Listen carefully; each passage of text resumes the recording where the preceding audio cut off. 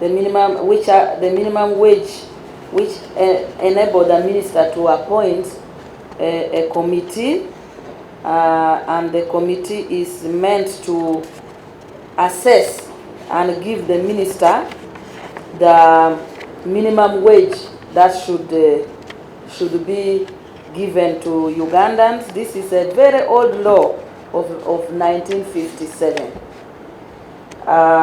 We are now consulting. We have a report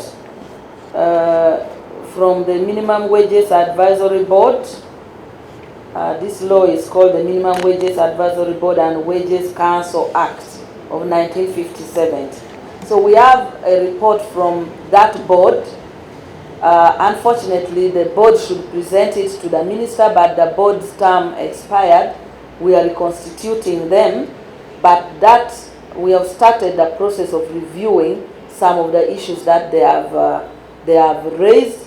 I know the workers have insistently raised the issue of minimum wage, and I'm glad that today the workers' leaders and the representative of employers will meet with His Excellency the President to discuss some of these issues we are raising, but core to that discussing is the issue of minimum wage and others.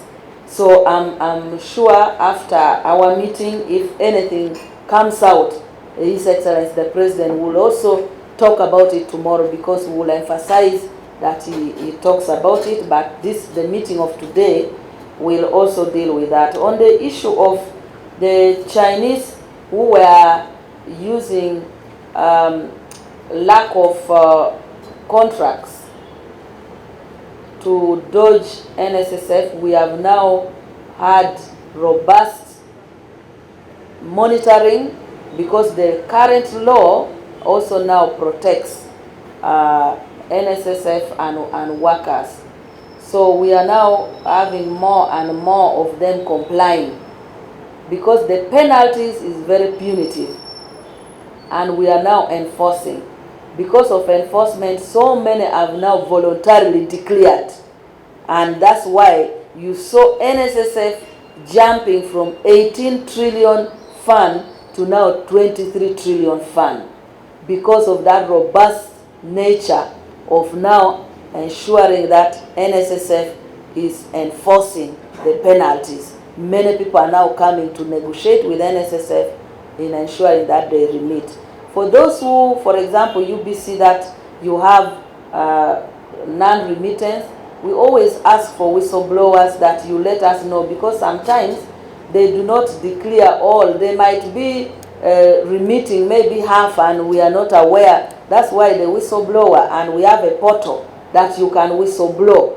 So I request that you always do the whistleblowing to enable our team, because the country is so big and the staff in NSSF are not so many to go everywhere. But the specific case of UBC, His Excellency, this matter we had actually moved in to enforce, and then His Excellency the President pledged that government is going to, because they realized that the money which was meant for NSSF was not being released, and the income coming from UBC was not sufficient to do that. So government pledged, and HE directed that finance should be able to pay their arrears and UBC starts paying. So I'm going to follow that up and find out if finance was able to.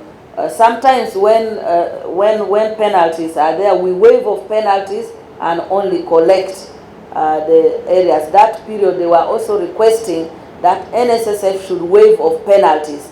And penalties is if you fail to remit, let's say 1 billion, you will pay half, or penalties are half of that money. So you will pay 1 billion for the workers' entitlement and a penalty of 500.